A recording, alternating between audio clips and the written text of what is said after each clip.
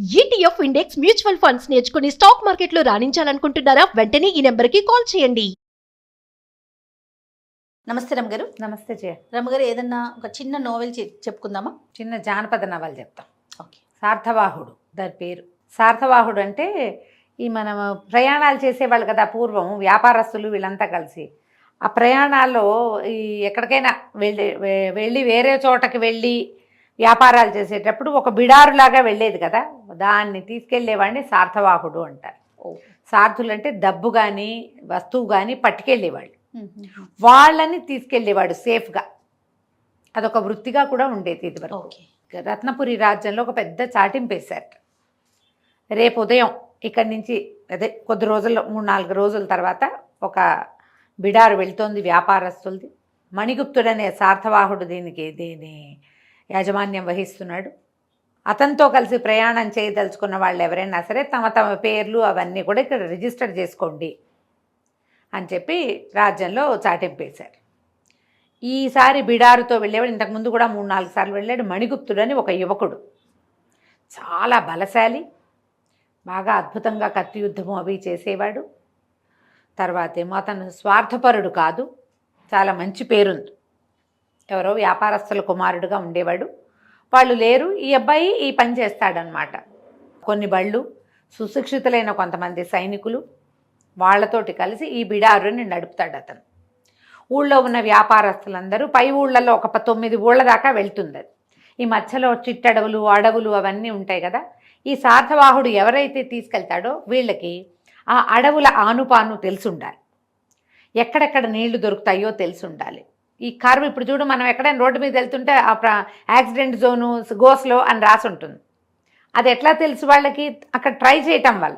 వీళ్ళకి అది తెలిసి ఉండాలి, ఎక్కడ జంతువులు ఉంటాయి, ఎక్కడ జంతువులు ఉండవు, ఎక్కడ అడవి, ఏ సమయానికి ఎంత వేగంతో వెళ్తే మనం ఆ సమయానికి అక్కడ చేరగలుగుతాము, మధ్యదారిలో ఎక్కడైనా భోజన సదుపాయం ఉందా, ఈ బిడారు విడవడానికి వీలుగా ఎక్కడుంది, జంతువులు లేని ప్రదేశము, నీళ్లు ఉండాలి, చెట్లు ఉండాలి, చకచకా నడవాలంటే ఎన్ని గంటలు, ఎంత సమయం, ఇలాంటి అవగాహన బాగా పుష్కలంగా ఉన్నవాడే ఈ పని చేయగలడు. ఈ మణిగుప్తుడు చిన్నప్పటి నుంచి అట్లా తిరిగినవాడు, అందుకని అతనికి బాగా తెలుసు. అతనితో ఉన్న వాళ్ళందరూ కూడా అతనిలాగానే మంచి వీరోచితమైన విద్యలు వచ్చిన వాళ్ళే ఉన్నారు. అందరికీ జీతాలు వస్తాయి. అతనివి కొన్ని బళ్ళు ఉంటాయి. ఈ బిడార్లో చేరదలుచుకున్న వాళ్ళు కూడా తమ తమ బళ్ళని దాంతో కలిపేసుకోవచ్చు. ఆ బళ్ళల్లో జనాలు తమ సామాన్లు వేసి పక్క ఊళ్ళకి పంపటం, పిల్లల్ని కాపురాలకి పంపేవాళ్ళు, తర్వాత నాట్యాలు అవి చేయటానికి వేరే వేరే ఊళ్ళలో నాట్య ప్రదర్శనలకు వెళ్తారు. వాళ్ళు కూడా సేఫ్టీ కోసం ఈ బిడారుతోటే వెళ్తారు. వాళ్ళ 3 బళ్ళు, వాళ్ళందరూ భోజనాలు వంటలు మొత్తం సామూహికంగా జరుగుతాయి. ఇవి మధ్యలో ఇందులో బ్రాహ్మణులు ఎవరైనా ఉంటే వాళ్ళకు ఒక సెపరేట్ పద్ధతి ఉంటుంది. మిగిలిన వాళ్ళంతా కలిసి వండుకుని తింటారు. ఈ వండడానికి కూడా వండేందుకు మనుషులు వేరు, భోజనానికి ఏర్పాటు వేరు. ఇప్పుడు మనం ట్రావెల్స్ వాళ్ళు చేయట్లా, అవునండి, కంట్రీ కార్తో ట్రైన్లలో అలాగా పద్ధతి ప్రకారం జరుగుతుందన్నమాట. అయితే ఏ రోజైతే ఈ బిడారు బయలుదేరుతుందని చెప్పారో ఆ ముందు రోజు రాత్రి ఈ రాజ్యంలో రత్నగిరి రాజ్య యువరాణి మాధవసేన, ఆవిడనెవరో అపహరించారని ఒక వార్త వచ్చింది బయటికి. రాజ్యం అంతా అల్లకల్లోలంగా ఉంది. రాజు వాళ్ళ వ్యవహారం వాళ్ళదే, వీళ్ళ వ్యవహారం వీళ్ళదే. వ్యాపారస్తులు ఎవరి దారిని వాళ్ళు అందరూ వచ్చేసి బిడారు ఎక్కడి నుంచి మొదలవుతుందో అక్కడికి బళ్ళు వచ్చేసినాయి. మొత్తం ఒక 60-70 బళ్ళు, కొన్ని చిన్నవి కొన్ని పెద్దవి, అన్నీ ఎడ్ల బళ్ళు. తర్వాత వీటితో పాటు కాల్బంట్లు నడిచేవాళ్ళు, కొంతమంది గుర్రాల మీద. వీళ్ళు సాయుధ భటులు ఉన్నారు కదా, దీంతో పాటు వీళ్ళంతా గుర్రాలతోటి తయారయ్యారు. ముహూర్తం ప్రకారం తెల్లవారుజామున కొబ్బరికాయ కొట్టుకుని గుమ్మడికాయ దిగదొడుచుకుని వీళ్ళు బయలుదేరి వెళ్ళిపోయారు. మాధవసేన అపహరించబడింది అని ఊళ్ళోకి తెలిసిపోయింది. వీళ్ళల్లో కొంతమంది పూర్వ సైనికులు కూడా ఉన్నారు. 2-3 సీనియర్ సైనికులు ఉన్నారు వీళ్ళ గుంపులో. వాళ్ళకి తెలిసింది యువరాణి అపహరించబడిందని. ఆ వేగులంతా తిరుగుతున్నారని. వీళ్ళ పని వీళ్ళదే. మామూలుగా ఇక్కడ ఏవో జరుగుతూ ఉంటాయి, కానీ ఎవరి దారిన వాళ్ళు రైళ్ళు ఎక్కేవాళ్ళు, ప్రయాణాల వాళ్ళు వెళ్తూనే ఉంటారు కదా. వీళ్ళు బయలుదేరి వెళ్ళడం మొదలుపెట్టారు. రకరకాల ప్లేస్, ఈ ఊరు దాటేశారు కల్లా ఇక పొద్దున్నే బయలుదేరారు కదా. మధ్యాహ్నం భోజనాల వేళకి ఒక చోట ఎండ తక్కువగా ఉండి చెట్లు ఎక్కువగా ఉన్న చోట చేరారు. మొదటి రోజు తెచ్చుకున్న భోజనాలు చేసేసారు ఎవరి వాళ్ళే. కొంతమంది వాళ్ళే తెచ్చుకున్న వాళ్ళు ఉంటారు. వీళ్ళు ఎలాగో వీళ్ళు ఉన్నారు కదా సైనికులు, వీళ్ళకి భోజనం కావాలిగా. వీళ్ళ భోజనపు ఏర్పాట్లు అవి జరుగుతున్నాయి. వీళ్ళు ఎలా చేస్తారంటే ఈ బళ్ళు ఇంట్లో గుండ్రంగా ఆపి జనమంతా మధ్యలో ఉంటారు. సైనికులు బండికి అవతల వైపు బయట వైపున ఒక లైన్ లాగా సైనికులు ఉంటారు.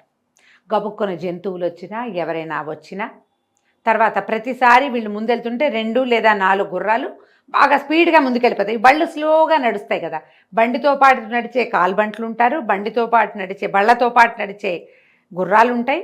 ఒక 4 గుర్రాలు ముందు వెళ్ళిపోతాయి. వెళ్ళిపోయి ముందు పరిస్థితి ఏమిటో చూస్తారనమాట. అక్కడేవో జంతువుల ఆనుపానులు కనపడుతున్నాయి, అక్కడెక్కడో పరిస్థితి బాగుండలేదు, ఇలాంటివి చెప్తారు. వచ్చి ఇద్దరు ముందుంటారు, ఇద్దరు మళ్ళీ వెనక్కి వస్తారు. ఆ తిరుగుడికి వాళ్ళకి జీతాలు కూడా ఎక్కువ. తేప మారతాయి ట్రిప్పులు. ఒక 4 ముందు వెళ్తారు, తర్వాత ఆ 4 ఆగితే ఇంకో 4 వెళ్తారు, అట్లా చేస్తారనమాట.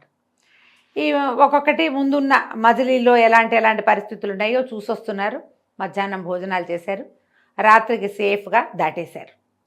ఇవి దాటుకుంటూ వెళ్ళారు. ఈ మణిగుప్తుడు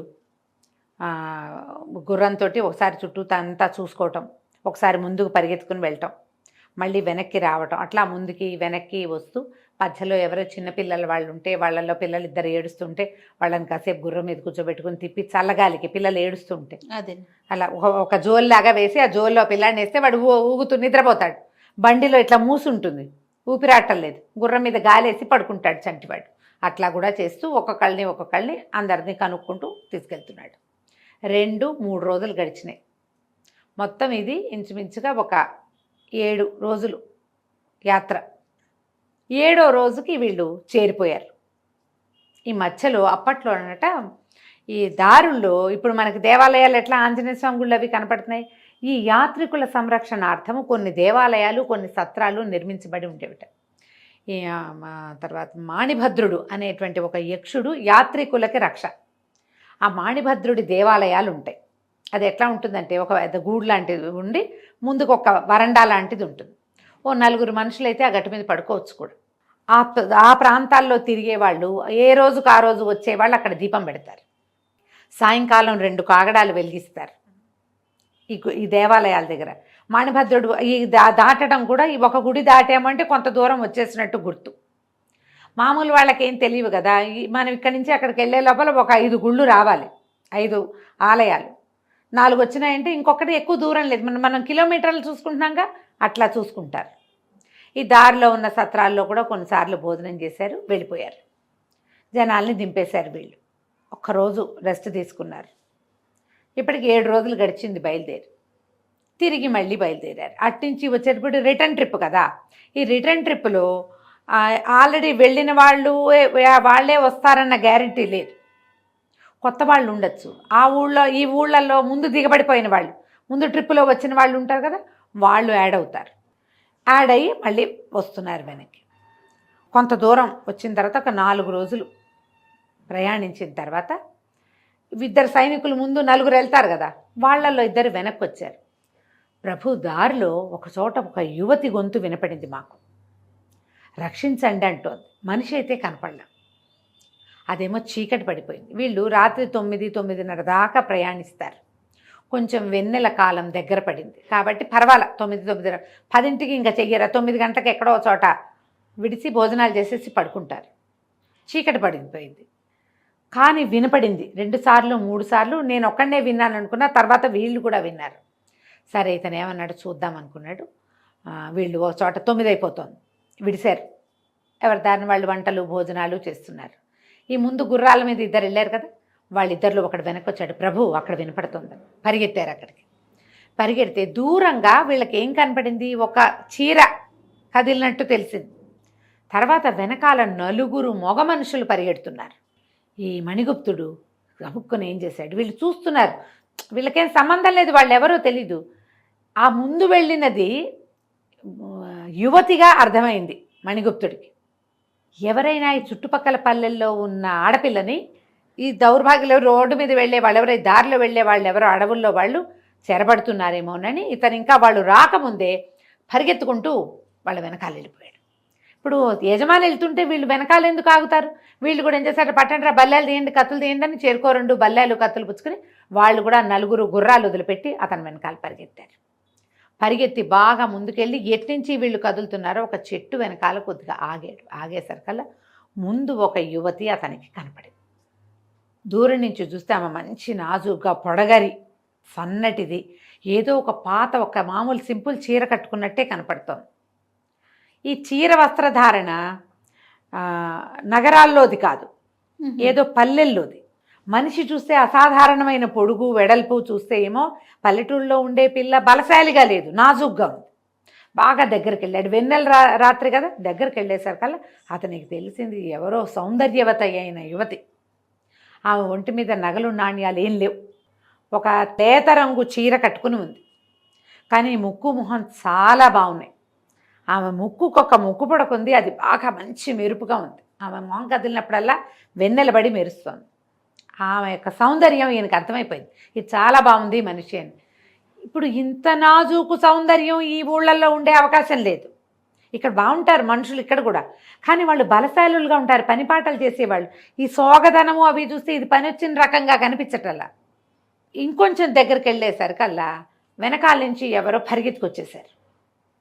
రావటం ఏమిటి, ఇతని మీద పడ్డారు. ఇతను అడ్డం పడిపోయాడు, వెనక్కి తిరిగి ఈ కత్తి తీశాడు.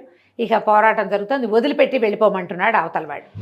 నువ్వు ఎవడబో, నీ దారి నువ్వు పో, వెళ్ళిపో, మమ్మల్ని వదిలిపెట్టి, నీకు సంబంధం లేని విషయం ఇది అని కేకలు పెడుతుంటే అవతలవాడు కూడా అప్పుడు ఇతనికి అర్థమైంది, వీడు మామూలు పల్లెటూరు వాడు, ఈ కొండదారులలో తిరిగేవాడు కాదు, వీడు సుశిక్షితుడైన సైనికుడు.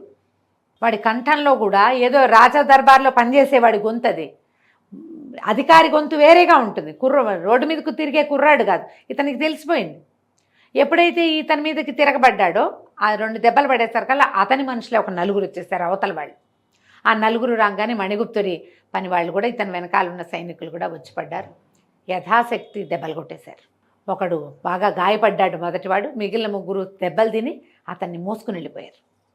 వాళ్ళ వెనకాల వీళ్ళు పరిగెత్తారు. కానీ ఈ మణిగుప్తుడు మాత్రం ఈ అమ్మాయిని ఎవరు ఏమిటి అని అడిగేసరికల్లా అమ్మాయి కాస్త గుటకలు మింగి, నేను రత్నగిరి అంతఃపురంలో పనిచేస్తాను, నా పేరు చెంప అని చెప్పింది, చెంపకవల్లి అని చెప్పింది. చెప్పేసరికల్లా రత్నగిరి ఇంకా చాలా దూరం ఉంది, ఇక్కడికి ఎట్లా వచ్చావు నువ్వు అన్నాడు. అది కొద్ది రోజుల క్రితం అపహరించారు నన్ను, నేను వీళ్ళ చేతిలో పడ్డాను, మమ్మల్ని ఎక్కడో నన్ను దాచిపెట్టారు, నేను తప్పించుకుని వస్తున్నాను అంతే అనేసరికల్లా అప్పుడు గుర్తొచ్చింది ఇతనికి. తాము బయలుదేరే రోజున 7-4-11 రోజుల క్రితం యువరాణి మాధవసేన అపహరించబడింది. ఇతను అన్నాడు, నువ్వేమో అంతఃపురంలో పనిచేస్తానంటున్నావు, అంతఃపురం యువరాణిని కదా ఆ రోజు అపహరించిందంటే ఆ అమ్మాయి ఏమైంది, అవును యువరాణితో పాటు నన్ను కూడా అపహరించారు, మా ఇద్దరిని అపహరించారు అని చెప్పింది. మరి నువ్వు ఒకదానివే ఎలా వచ్చావు, యువరాణి ఎక్కడుందంటే ఏమో నాకు తెలియదు. తనకి ఏం మాట్లాడాలో తెలియలే. ఈ అమ్మాయి చూస్తే అంతఃపుర యువతి తెలిసిపోతోంది, ముందే తెలిసింది అతనికి, మాట్లాడితే భాష కూడా తెలుస్తోంది. రత్నగిరిలో ఒక ప్రత్యేకమైన యాస ఉంటుంది, ఆ యాస తెలుస్తోంది. నిజమే ఇది. సరే ఏమన్నాడు, సరేనని తను సైనికులు వీళ్ళ 3 అవతల వాళ్ళు 3 పారిపోయారు. వాళ్ళకి రథం కూడా ఉంది పారిపోవటానికి, గుర్రాలు ఎక్కారు. ఈ అమ్మాయిని తన గుర్రం ఎక్కించి చెంపకవల్లిని తను పక్కన నడుస్తూ తీసుకెళ్ళి తమ సార్థవాహుల గుంపులో కలిపేశారు. ఇక్కడి నుంచి 3 పూర్తి రోజుల ప్రయాణం. ఈ 3 రోజులు ఆ అమ్మాయిని ఏ బండి మీద కూర్చోబెట్టలేదు, తనతో పాటే ఉంచుకున్నాడు. ఒకవేళ ఎవరైనా అడ్డం పడితే జనాల మీదకి వెళ్తే కష్టం కదా, ఉంచుకున్నాడు. తను ఇంకో గుర్రం తెప్పించుకున్నాడు. గుర్రాలు కొన్ని ఖాళీగా నడుస్తాయి వాళ్ళతోటి. ఇది ఇద్దరు మెల్లిగా కబుర్లలో పడ్డారు. ఆ అమ్మాయి మహాసౌందర్య రాసైన ఆ పిల్ల. ఇతను కూడా చిన్నవాడు, యంగ్స్టర్ అని చెప్పుకున్నాక 30 ఏళ్ల లోపల వాడు. ఇతను నవ్వు మాట బాగా ఆకర్షణీయంగా ఉంటాయి, పైగా బలశాలి, ప్రాణాలు రక్షించాడు. ఆ అమ్మాయి కూడా ఇతని మీద మనసు పడ్డట్టే కనపడింది. ఇద్దరు మనసు ఇచ్చి పుచ్చేసుకున్నారు ఆ 3 రోజుల్లోనే. సరే మొత్తం బిడారంతా ఊళ్ళోకి చేరింది. ఏ సందులోకి రోడ్లలోకి వెళ్ళవలసిన బళ్ళన్నీ వాళ్ళ దాంట్లోకి వెళ్ళిపోయినాయి. వీళ్ళు డబ్బులు కట్టాల్సిన శిస్తులు అవి ఇవి ఉంటాయి, ప్రయాణంలో శిస్తులు ఉంటాయి కదా, అవన్నీ కట్టేసి ఇతను ఏం చేశాడు, ఈ అమ్మాయిని అంతఃపురానికి తీసుకుపోయాడు. అంతఃపురంలో అప్పచెప్పేసరికల్లా అమ్మాయిని లోపలికి వెళ్ళిపోయింది. ఇతను యువతలకు వచ్చాడు. ఏదో ఊళ్ళో పనులు అవి ఇవి చూసుకున్నారు. ఒక అవ్వ ఉంది వీళ్ళింట్లో, ఇతను చూసుకునేది. ఇంటికి వెళ్ళి ఆ అవ్వను చూసి ఇంకేవో 2-3 పనులు చేసేసరికల్లా ఇంత ఊరంతా సందడిగా మంగళ నాదాలు మోగుతున్నాయి, మంగళ వాయిద్యాలు. యువరాణి వెనక్కి వచ్చింది అంటున్నారు. యువరాణి వెనక్కి రావటం ఏమిటి, ఎటా వచ్చింది, ఎక్కడి నుంచి వచ్చింది? 11 రోజుల క్రితం తప్పిపోయిన మోసుకుపోయిన యువరాణి ఇప్పుడు ఊళ్ళోకి వచ్చింది ఎవరు? సార్థవాహుడు వచ్చాడు. ఈ బిడారంతా వచ్చింది, వాళ్ళతో వచ్చింది చెంపకవల్లి. యువరాణి ఎట్లా వచ్చింది? ఆవిడంతటా ఆవిడే చేరింది అన్నారు. ఆవిడే వచ్చేసింది. మర్నాడు చాలా పెద్దగా హడావిడిగా గందరగోళంగా పెద్ద సభ జరిపారు. యువరాణి తిరిగి వచ్చిన సందర్భంలో అందరికీ బహుమతులు అన్నారు. సార్థవాహుడు మణిగుప్తుని రమ్మన్నారు. రమ్మనేసరికల్లా సరే ఇతను లోపలికి వెళ్ళాడు. ఎక్కడో చెంపకవల్లి కనపడుతుంది. అతను అటు నుంచి ఇటు చెలికత్తేగా, యువరాణి చెలికత్తే కదా, చూస్తున్నాడు. చూస్తుంటే పరదా మాటు నుంచి ఓ కళ్ళు తనని చూస్తున్నట్టు తెలిసింది. ఆ కళ్ళు ఎవరివో ఇతనికి అర్థం కాల. రాజుగారు చాలా మెచ్చుకున్నారు. నీ వల్ల యువరాణి ఇల్లు చేరింది. నువ్వు యువరాణిని తీసుకొచ్చినందుకు మణిగుప్తుడికి 1,00,000 వరహాలు బహుమతిగా ఇస్తున్నాము అని చెప్పేసరికి అతను నిర్ఘాంతపోయాడు. నేను తెచ్చింది యువరాణినే, చెంపకవల్లని చెప్పిందే నాకు అంత అబద్ధం ఎందుకు చెప్పాలో అతనికి అర్థం కాల. చాలా డల్ అయిపోయాడు. పైగా ఆ అమ్మాయి మీద మనసు పెట్టేసుకున్నాడు. ఏమనుకున్నాడు? నేనేదో సామాన్యుణ్ణి, ఆ అమ్మాయి కూడా సామాన్యంగా పనిచేసుకునేది, పెళ్లి చేసుకుందాం అనుకున్నాడు. ఏం చేయాలో తెలియలే. సరే వెళ్ళిపోతుంటే చెలికత్తె ఒక అమ్మాయి ఉత్తరం పట్టుకొచ్చి ఇచ్చింది. ఏమిటి? ఊరి చివర అక్కడ ఒక దేవాలయం ఉంటుంది, అంతఃపురాల బయట, అక్కడికి వచ్చి కలుసుకోమని ఉత్తరం. తనకి వెళ్ళాలో వద్దో అర్థం కాలేదు. అవమానంగా అనిపించింది. నాకు అప్పుడే చెప్పుండాలి కదా యువరాణి అని, ఎందుకు చెప్పలేదు అని. ఆ అంతఃపురంలో నుంచి ఆ దేవాలయానికి రావడానికి లోపల నుంచి ఒక దారి ఉంది. అక్కడికి వచ్చింది యువరాణి. బాగా ఆలోచించి చివరికి వెళ్ళాడు. వెళ్ళేసరికల్లా ఆ అమ్మాయి పరిగెత్తుకుంటూ వచ్చి కౌగిలించుకుంది ఇతన్ని. కొంచెం అవమానపడి ఉన్నాడు కదా ఇతను. తను ఏం చెప్పిందంటే, ఒకవేళ నేనే యువరాణిని అని చెప్తే నువ్వు నాతో మనసు ఇచ్చిపుచ్చుకుని ఉండవు, నన్ను గౌరవించి బండిలో కూర్చోబెట్టేవాడివి. నాకేమో నువ్వు చూడగానే నచ్చావు. నా కోసం రాత్రిపూట ఎవ్వరూ చేయని సాహసం చేసావు. నన్ను ఎవరెత్తుపోయారో కూడా నాకు తెలియదు, వాళ్ళు ఎవరో కూడా తెలీదు, నేనెవరో నీకు తెలీదు. అయినా కూడా ఒక సమస్యలో ఉన్న స్త్రీని రక్షించడానికి అంత సాహసం చేసిన వాడు నాకు అలాంటి భర్త కావాలని కోరుకుంది. అందుకని నేను నా ఐడెంటిటీని దాచాను. అంతకంటే వేరే ఉద్దేశం ఏమీ లేదని పదే పదే బతిమలాడింది అతను. ఇక రాత్రంతా కబుర్లు చెప్పుకున్నాడు. తెల్లవారుజామున వెళ్ళిపోయింది. కానీ ఇతనికి ఇదంత తెలివిగల పని కాదనిపించేసింది మణిభద్రుడికి. యువరాణితో స్నేహం ఏమిటి? నేను ఒట్టి సార్థవాహుణ్ణి, ఇది ఒక ఉద్యోగం లాంటిది. యువరాణితో వివాహం అంటే రాజైపోవటం. మన లెవెల్ ఏంటి? ఇదేమిటి? రేపు ఏదైనా ప్రమాదం ముంచుకొస్తే శుభ్రంగా హాయిగా ఉంది జీవితం, సరదాగా ప్రతిరోజు కొత్త వాళ్ళని కలుస్తూ ప్రతిసారి ఎందుకు నాకు ఇదని అతను చాలా నిశ్శబ్దంగా ఊరొదులు పెట్టి వెళ్ళిపోయాడు. అవ్వకు కూడా చెప్పకుండా బయట ఊరికి ఎక్కడికో వెళ్ళిపోయాడు. ఉత్తరాది వైపుకి ఊరికే యాత్రలు చేసుకోవడానికి అన్నట్టుగా వెళ్ళిపోయాడు. డబ్బులు చాలా ఇచ్చారుగా రాజుగారు, కొంత ధనం పుచ్చుకొని తన దారిని తను బయటికి వెళ్ళిపోయాడు. మర్నాడు మాధవసేన కబురు చేసింది కానీ ఇతను ఆ అమ్మాయికి దొరకలేదు. ఈ ప్రాంతం నుంచి వెళ్ళిపోయాడు. దీని తర్వాత ఏం జరిగిందో మనం రెండో భాగంలో చూద్దాం. తప్పకుండా రమగారు. నమస్తే. నమస్తే. రమగారు, మనము శాతవాహుడు స్టోరీ చెప్పుకుంటున్న నావెల్ కదా అది, రెండో భాగంలో ఉన్నాం. మణిభద్రుడు అతను ఏం చేశాడు? ఈ యువరాణిని వదిలిపెట్టి వెళ్ళిపోయాడు. మాధవసేన ఇతని ఆచూకీ తెలియకపోయేసరికి దుఃఖంగా డల్గా అయిపోయింది. తల్లిదండ్రి తెలుసుకున్నారు. పెద్ద ప్రమాదం నుంచి బయటపడినప్పుడు ఉత్సాహంగా ఉన్న అమ్మాయి క్రమంగా ఎందుకు మెతకబారిపోయింది అని ఆలోచించి ఆమెను కనుక్కుంటే మెల్లిగా ఆ అమ్మాయి ఇతని మీద మనసు పడిందని. ఈ మణిగుప్తుడు చాలా మంచివాడు, చాలా పేరున్నవాడు, సాహసి. ఎవరికైనా కన్యనిచ్చి వాళ్ళకి రాజ్యం ఇవ్వాల్సిందే. సాహసికుడు, ఇతరులకి మేలు చేసే గుణమున్నవాడు అయితే పనికొస్తుంది మనకి. కులగోత్రాల గురించి ఏముంది మనకి? అల్లుడైతే అతడే రాజు అని రాజు రాణి ఈ అమ్మాయిని అతనికి ఇవ్వడానికి సిద్ధపడ్డారు. కానీ అతను ఊళ్ళో లేడు. ఇక్కడ ఇంకో కథ నడుస్తుంది పక్కన. ఒక రాత్రి సాయంకాలపు వేళ ఒక ఇద్దరు కుర్రాళ్ళు, ఒకడు చాలా అందమైనవాడు, మంచి పొడగరి, బలశాలిగా ఉన్నవాడు, పక్కన సహాయంగా సామాన్యమైన పర్సనాలిటీ ఉన్నవాడు ఒకడు. వీళ్ళిద్దరూ కలిసి అడవిదారిలో ప్రయాణం చేస్తున్నారు.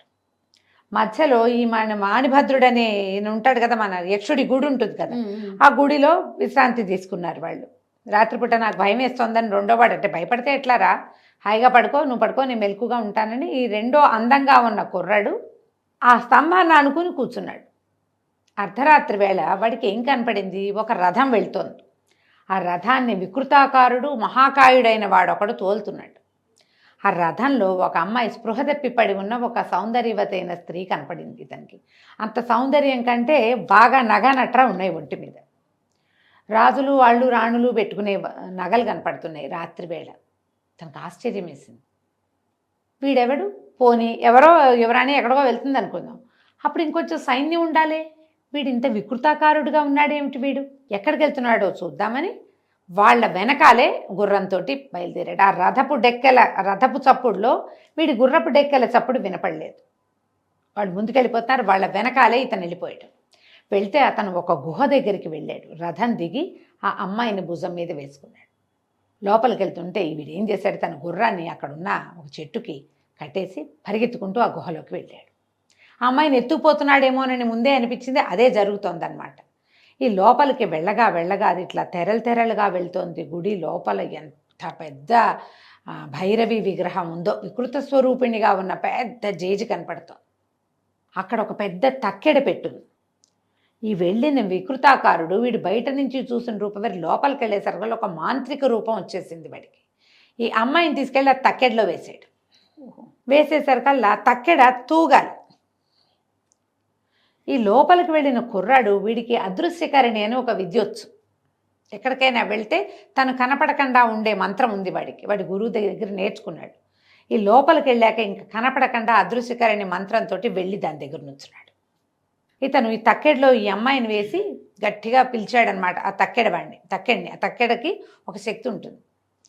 నేను తీసుకొచ్చిన ఈ యువతి, ఈమె ఈ తూకానికి సరిపోతుందా, ఈమెను బలిస్తే నాకు అద్భుత శక్తులు వస్తాయా రావా తక్కెడా తెలియజేయని.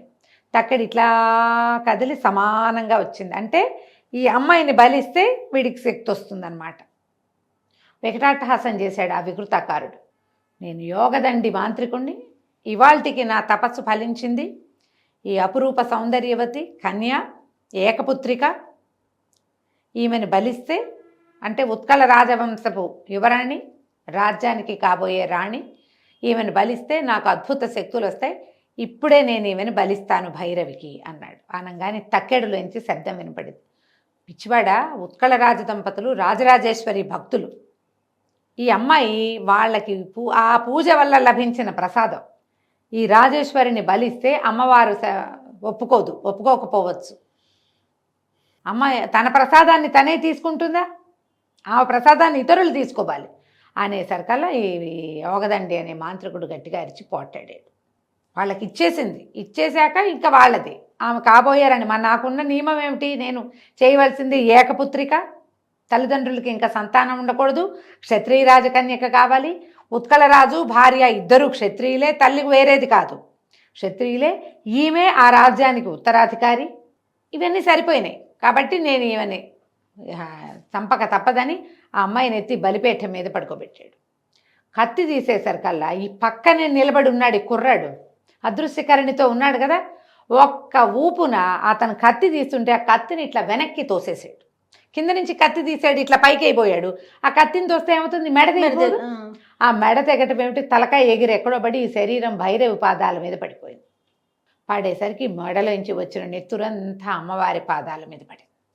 పెద్దగా గంటలు మోగినాయి, దీపాలు వెలిగిపోయినాయి. భైరవి లోపల నుంచి అమ్మవారి శక్తి కనపడింది. ఈ కుర్రాన్ని రంగరాయ అని పిలిచింది. ఆఖరి నిమిషంలో యోగదండి మాంత్రికుణ్ణి బలిచ్చావు నువ్వు. ఈ అమ్మాయిని కన్యకని బలిస్తే యోగదండికి ఏ శక్తులు వస్తాయో నీకు ఆ శక్తులు వస్తాయి అని చెప్పి ఒక కత్తి అతని చేతిలో పెట్టింది. ఈ కత్తికి ఎదురులేదు, ఎక్కడైనా ఏ యుద్ధాన్నైనా అవలీలగా గెలుస్తావు అని చెప్పి కత్తిని చేతిలో పెట్టి ఇక్కడి నుంచి వెళ్ళిపోమంది. ఈ మొత్తం గంటలు మోగి దీపాలు వేగి అమ్మవారు వచ్చేసరికల్లా ఈ పడుకుని నిద్రలో ఉంది కదా, యువరాణి లేచి కూర్చుంది. ఎవరు, నేను ఎక్కడున్నాను ఏమిటి అంటే ఈ పడిపోయిన మాంత్రికుడు, ఈ పెద్ద గుహ, ఇవన్నీ చూసేసరికి ఆశ్చర్యపోయి కేకలు పెట్టింది. ఎవరు నన్ను ఎవరు తీసుకొచ్చారు ఇక్కడికంటే, నువ్వు ఎట్లా వచ్చావు అని అడిగాడు ఇతను. తెలీదు, నేను ఉద్యానవనంలో ఉన్నాను, ఏదో శక్తి నన్ను ఎగరేసినట్టు అయిపోయింది, మా అమ్మ నాన్న ఏమైపోయారో నా మీద బెంగతోటి అనేసరికి నేను నిన్ను తీసుకెళ్తానని ఈ అబ్బాయి అమ్మాయిని బయటికి తీసుకొచ్చేసాడు. బయటికి తీసుకొచ్చాడు. ఎప్పుడు జరిగింది ఇది, సాయంకాలం వాడు తీసుకొచ్చాడు, ఇది రాత్రి, అంతే, పూట గడవలేదు ఇంకా. బయటికి తీసుకొచ్చాడు. తాము ఒక చోట ఉన్నాడు కదా, మాణిభద్ర యక్షుడి దేవాలయం దగ్గర ఉన్నాడు.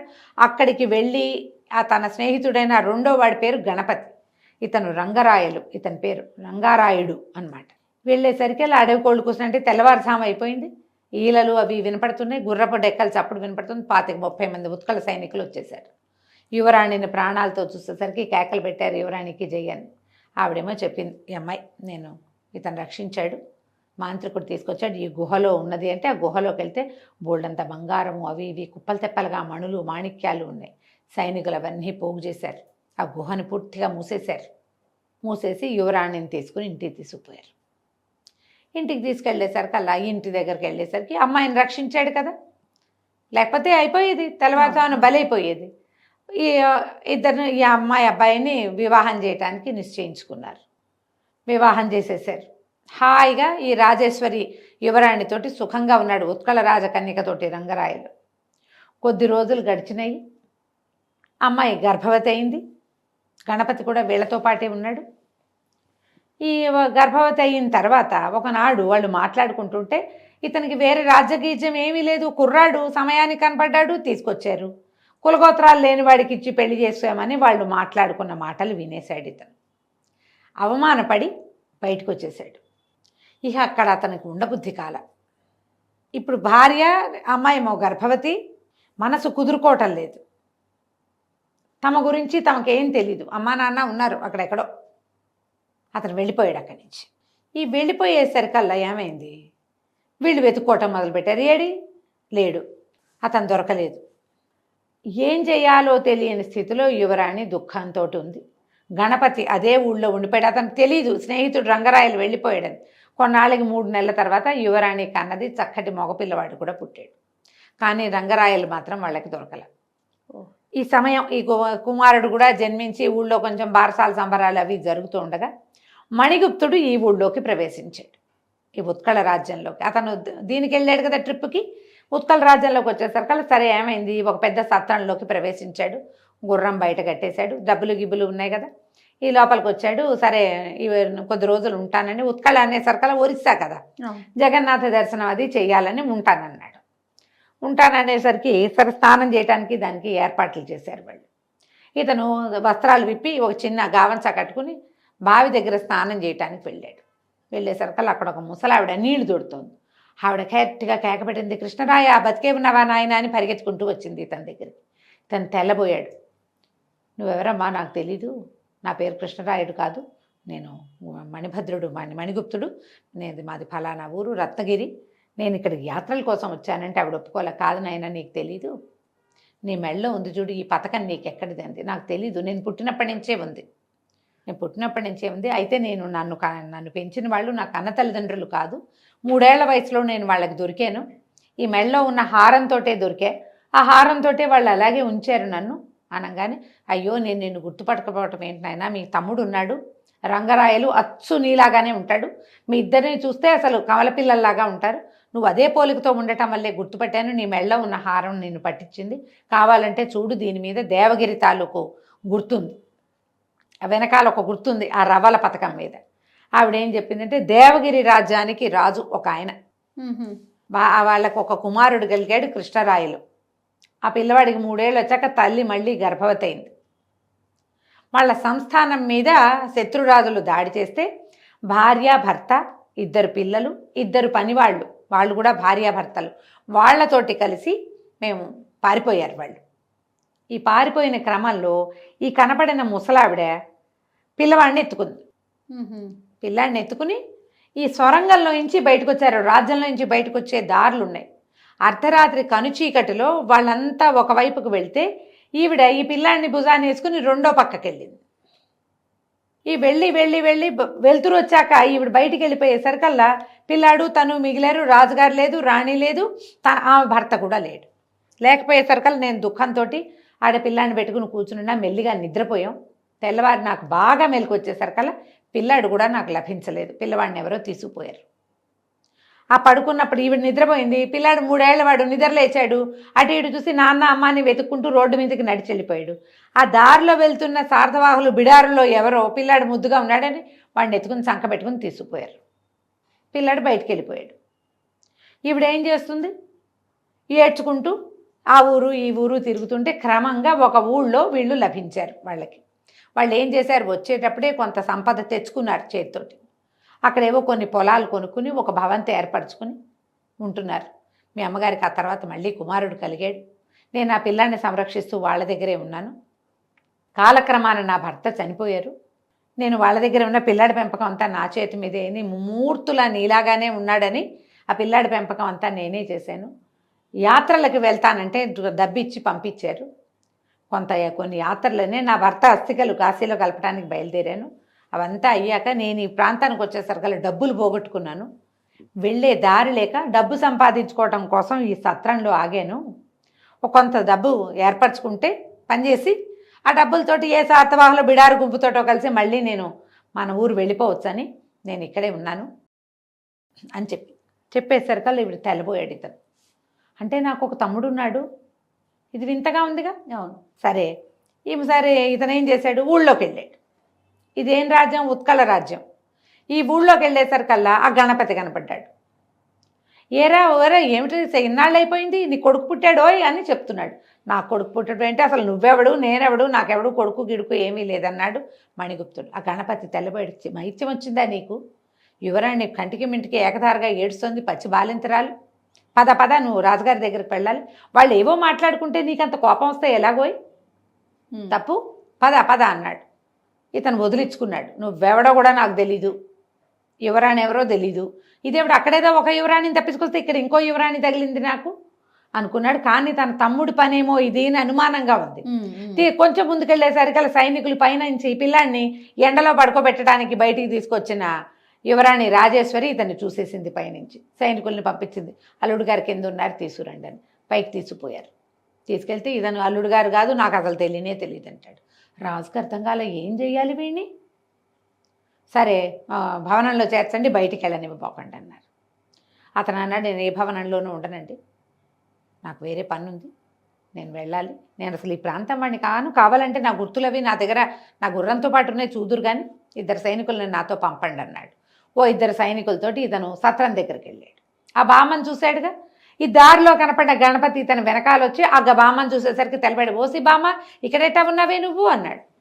ఒరే గణపతి నువ్వేటా వచ్చావు? ఇదిగో మన రంగరాయుడు అన్నయ్య, ఈయనే కృష్ణరాయుడని చూపించింది. ఓహో ఇదే జరిగింది. వీళ్ళిద్దరూ ఒకేలా ఉండటం వల్ల యువరాణి కూడా పొరపాటు పడుతోంది.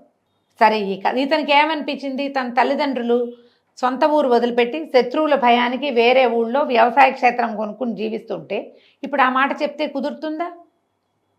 మన పరిస్థితి ఏంటో మనకు తెలీదు. నాకు కూడా ఏం తెలీదు, ఆ ముసలావిడ చెప్పిందే కథ. నేను కాదు మా తమ్ముడు అంటే మీ నాన్న ఎవరు అని వస్తుంది కదా. అది చెప్పడం ఇష్టం లేదు ఇతనికి. సరే వీళ్ళకి అర్థమైంది. ఇప్పుడు ఇతను ఎక్కడున్నాడో వెతుక్కోవాలి, రంగరాయలు ఎక్కడున్నాడో. ఈ గణపతి కొద్ది రోజులు వీడి మనసు కుదిరేదాకా నాతో ఉంటాడని రాజ సైనికులకి చెప్పాడు రాజుగారికి. మేము మాట్లాడుకుని వస్తాం అని చెప్పి. సరే రాజుగారు వాళ్ళు ఊరుకున్నారు. పిల్లాన్ని తీసుకొచ్చి పెట్టినా పిల్లాన్ని చూసినా ఏం ఉత్సాహం కలగటం లేదు వాడికి. అబ్బాయికి ఆసక్తి లేదు, అసలు తెలియదు కదా. ఇంతలో ఏమైంది, ఈ రంగరాయలు ఆ రత్నగిరి చేరాడు. అక్కడికి వెళ్ళేసరికల్లా ఇతను ఊళ్ళోకి రాగానే మణిగుప్తుడు ఊళ్ళోకి వచ్చేసాడని వాళ్ళందరూ ప్రతి వాళ్ళు, బాబు ఎప్పుడు ట్రిప్ తీసుకెళ్తారండి అని అడగటం మొదలుపెట్టారు. నేనేం ట్రిప్పు, నేనే ట్రిప్ మీద ఉన్నా, నేనేం చేయగలుగుతాను? అతనికి అర్థం కాల. ఈ మాలతి అని ఆవిడ మాధవసేన తాలూకు చెలికత్తె ఇతన్ని చూడంగానే, మీకోసం యువరాణి చాలా బాధపడుతుంది, రాజుగారు మీకు వివాహం చేయడానికి సిద్ధంగా ఉన్నారండి, మీరేం ఆలోచించకండి రండి అన్నాడు. నాకు ఆల్రెడీ వివాహం అయిపోయింది ఉత్కళ రాజకుమార్తెతోటి, ఈవిడెవరో నాకు తెలియదు అంటాడు. సరే అక్కడికి వెళ్ళేసరికల్లా ఆ అమ్మాయిని గుర్తుపట్టల అతను. కానీ వీళ్ళు చెప్తున్న మాటలను బట్టి చూస్తే అతనికి ఏమనిపించింది, నాకు ఒక అన్నయ్య ఉండాలని చెప్పేవాళ్ళు ఆయన ఎక్కడికో తప్పిపోయాడన్నారు, ఒకవేళ ఇది ఇలాంటిదా ఈ కథ అదేనే అని ఇప్పుడు ఆయన ఇంటి కోసం ఆ మణిగుప్తుడి అసలు మణిభద్రుడి అసలు సొంత ఇల్లేది, అక్కడికి వెళ్ళేసరికల్లా ఆ ఇంట్లో ఒక ముసలావిడ ఉంది. నాయన వచ్చావా, ఇన్నాళ్ళ నుంచి ఎక్కడికి వెళ్ళావురా ఆ పెంచుకున్న ఆవిడ. ఇతనికి ఆశ్చర్యం వేసింది. అంటే ఎక్కడ ఏమిటి, మెల్లిగా ఆవిడతో కూర్చుని ఎట్లా వాళ్ళకు ఒక 3 ఏళ్ల శిశువు దొరికాడో కనుక్కున్నాడు. అంటే ఈయన మా అన్నయ్య. సరే ఇప్పుడు ఇతను ఎక్కడున్నాడో తెలియాలి. ఆ రోజులో ఫోన్లా ఏమైనానా? సరే నేను ఫలానా చోటుకి వెళ్తున్నాను, ఒకవేళ మా అన్నయ్య కనుక వస్తే అక్కడికి రమ్మని చెప్పి ఇక్కడ చెప్పేసి వాళ్ళతో కలిసి ఉత్కళ రాజ్యానికి ప్రయాణం అయ్యాడు. ఎదురు బదురు వచ్చేసరికల్లా అన్న తమ్ముడు ఒకళ్ళనొకళ్ళు గుర్తుపెట్టుకున్నారు. వాళ్ళిద్దరూ ఒకేలా ఉన్నారు. ఈ రంగరాయలనేమో ఉత్కళ రాజ్యంలోకి ప్రవేశపెట్టారు, ఈ మణిగుప్తుడినేమో ఈ రత్నగిరి రాజ్యంలోకి ప్రవేశించారు. వాళ్ళేమో ఆ కుమారునిచ్చి కుమార్తెనిచ్చి వివాహం చేయడానికి సిద్ధంగా ఉన్నారు. వీళ్ళతో కనపడిందిగా ముసలావిడ సత్రంలో, ఆవిడేం చెప్పిందంటే, బాబు వీళ్ళు క్షత్రియులే, మీకేం భయం లేదు, వీళ్ళ తండ్రి దేవగిరి ప్రభువు, దేవరాయలు వీళ్ళకి తెలుసు ఆ పేరు. ఆయన రాజభ్రష్టుడైపోయాడు, ఆయన యొక్క కుమారులే వీళ్ళిద్దరూ, ఆయన కూడా ఫలానా ప్రాంతంలో ఉన్నాడు అని చెప్పేసరికి సరే వెళ్ళిపోయి తల్లిదండ్రిని కలుసుకున్నారు. వాళ్ళు కూడా చాలా సంతోషించారు. ఇతనికి రంగరాయలకు ఒక కత్తి దొరికింది అమ్మవారి వల్ల. ఆ కత్తి ఎవరి దగ్గర ఉంటే వాళ్ళకి విజయం సంప్రాప్తిస్తుంది. తమ ఇద్దరి మామగారుల సహాయంతో కొంత సైన్యాన్ని ఏర్పరచుకుని అన్నదమ్ములు ఇద్దరు తమ శత్రువుల మీద దాడి చేసి దేవగిరిని మళ్ళీ స్వాధీనపరుచుకుని తండ్రిని ఆ రాజ్యానికి పంపించి, ఇద్దరు చెరో రాజ్యానికి అల్లుళ్ళుగా ఉన్నారు కదా, ఈ 3 రాజ్యాలు ఇట్లా ట్రయాంగిల్గా ఉంటాయి. ఈ ముక్కోణపు రాజ్యాలని చక్కగా పరిపాలించుకుంటూ హాయిగా ఉన్నారు. దీనికి బేసిక్ ఇతను ఏం చేశాడు, మొట్టమొదట ఇతనికి ఈ దారులన్నీ కొట్టిన పిండి, ఈ 3 రాజ్యాలకి తిరిగే ప్రాక్టీస్ ఉన్నవాడు కాబట్టి వీళ్ళకి ఏంటంటే ఈ రాజ్యాన్ని సురక్షితంగా ఉంచటం కానీ ఏమీ ఇబ్బంది అవ్వలేదు. ఇద్దరు కుర్రాళ్ళు చెరుకు రాజకుమార్తెని పెళ్లి చేసుకుని సంతానాన్ని కానీ పెద్దవాడయ్యాక ఇతను చేరుకున్నాడు వాళ్ళ అమ్మా నాన్నని. సుఖంగా ఉన్నారు. కథ కంచికి మనం ఇంటికి. రైట్, బాగుంది రమ్మగారు. నమస్తే. నమస్తే.